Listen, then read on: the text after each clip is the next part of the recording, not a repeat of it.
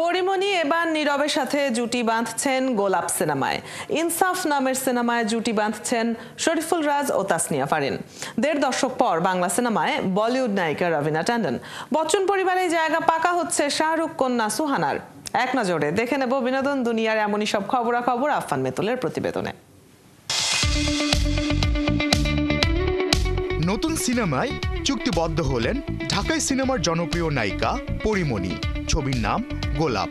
এতে নাম ভূমিকায় অভিনয় করবেন চিত্রনায়ক নীরব। তার বিপরীতে ছবিটিতে রূপা চরিত্রে হাজির হবেন পরিমণি। সিনেমাটি পরিচালনা করবেন শামসুল হুদা।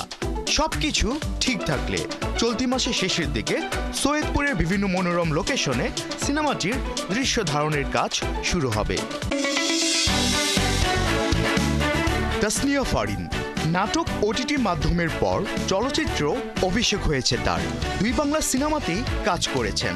এবার পরিচালক সঞ্জয় সমাদ্দারের নতুন একটি সিনেমায় নাম লিখিয়েছেন তাসনিয়া ফারিন। ইনসাফ নামের সিনেমায় ফারিনের সঙ্গে জুটি বাঁধছেন শরীফুল রাজ। ছবিতে মোশাররফ করিমও আছেন। তিনি গুরুত্বপূর্ণ একটি চরিত্রে অভিনয় করবেন বলে জানান নির্মাতা। সব ঠিক থাকলে ফেব্রুয়ারিতেই অ্যাকশন থ্রিলার ধাঁচের ছবিটির শুটিং করতে চান পরিচালক সঞ্জয় সমাদ্দার।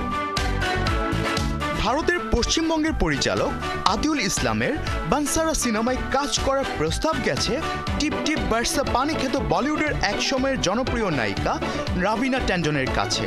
কাজটি আলোর মুখ দেখলে দীর্ঘ ১৫ বছর পর বাংলা সিনেমায় রবিনাকে পাবেন তার ভক্তরা। পশ্চিমবঙ্গের পুরুলিয়ার মাফিয়া জগৎ এবং তাদের সঙ্গে পুলিশের টক্করের নানা ঘটনায় সিনেমার চিত্রনাট্য তৈরি হয়েছে। অমিতাভ বচ্চনের কন্যা শ্বেতা বচ্চন নন্দা, আর শ্বেতার ছেলে অগস্ত ভালোবাসেন শাহরুখ খানের কন্যা সুহানা খানকে। সম্প্রতি সুহানার একটি ফটোশ্যুটে মুগ্ধ অগস্তর মা শ্বেতা। সে কথা তিনি আবার সমাজ মাধ্যমেই জানিয়েছেন। ব্যাস, বচ্চন পরিবারে শাহরুখ কন্যার জায়গা পাকা।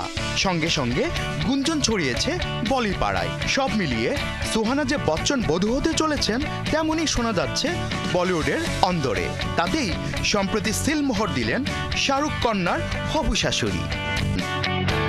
আফফান মিতুল, ৭১।